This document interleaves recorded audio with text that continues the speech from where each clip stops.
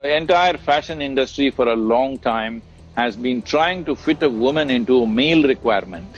The tightness of the clothes, yeah, you can't sit, you can't stand. I think you should fit a woman into a woman's requirement. In this kind of tropical nation, organic clothing is so very comfortable. What human beings have contributed to must come to you and stay close to you, not something that just falls out of a machine like that.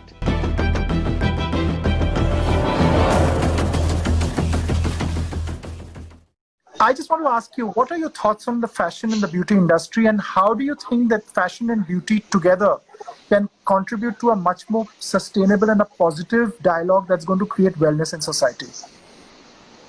By fashion you mean just clothes, accessories and stuff, not cosmetic surgery, right? Everything, sir. Fashion and beauty together.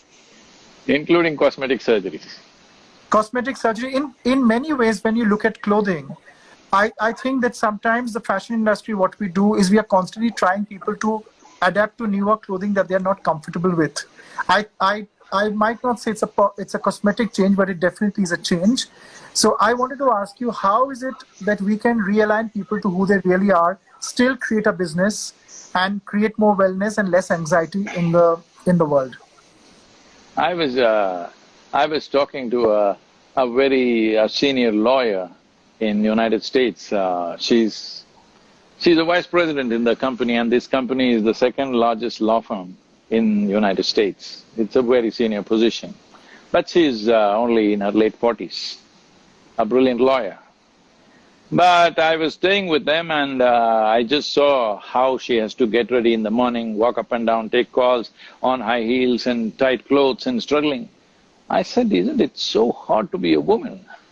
Why have you made it so extremely hard to be a woman? I have seen my mother, my aunts and many other women around me who are very comfortable the way they are, dress the way they are, the way they make themselves up is very easy. But the way certain fashion, concepts have made them is, it's so extremely difficult to be a woman, constantly walking on stilts and all that problems, the tightness of the clothes, yeah, you can't sit, you can't stand, everything is difficult. So in a way, trying to fit people into male needs, especially women, because fashion means largely it's been a woman's domain. Slowly men are coming into the picture, but still I think it's a small number if I'm right. I think the entire fashion industry for a long time has been trying to fit a woman into a male requirement. I think you should fit a woman into a woman's requirement of what she wants to be rather than how a man wants her to look. So I think if that change happens, a whole lot of things in the world will change. And if a woman dresses the way it is comfortable and nice for her, rather than how it is nice for a man to look at, if that is done, I think many things about how women will come out in the society, how they will function, how they will succeed in various aspects of life, all these things could change significantly if only fashion is not… women's fashion is not defined by male requirements. Well, men's fashion, I don't think it is defined by women's requirement, I think it's largely by the male requirement, so I don't think there's any change needed there. But above all, being comfortable with what you wear and just everybody has, even a bird grows colored feathers to make itself attractive.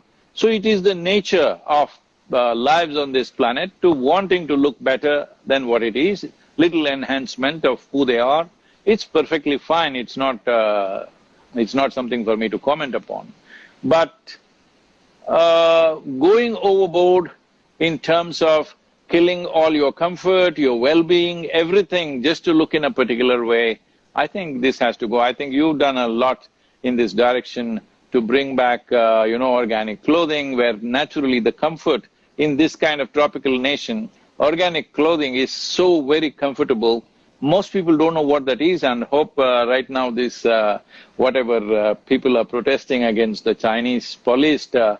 So with this, I hope little more handlooms and organic cottons and silks in this country will grow because it looks like there's going to be a big movement in that direction. So the comfort of being in a cloth that's been produced with care, with a certain involvement more than anything. Somebody who loves to do it does it. I am not saying the cloth will be dripping with his love or what, that's not the point. The point is, what human beings have contributed to must come to you and stay close to you, not something that just falls out of a machine like that. That mass production idea has gone into textiles, started with Manchester, and it's okay if you're producing steel nuggets, you can mass produce, but clothing, which is so intimate to a human being, must be hand-produced as much as possible, if not completely. Education must become a designer, you know. Right now we have mass education like a extruder, it is dropping children out in one shape. Whatever happens to that individual, it doesn't matter. You got him into the shape that you want. So fashion should not be in that context, that you got somebody into the shape that you want.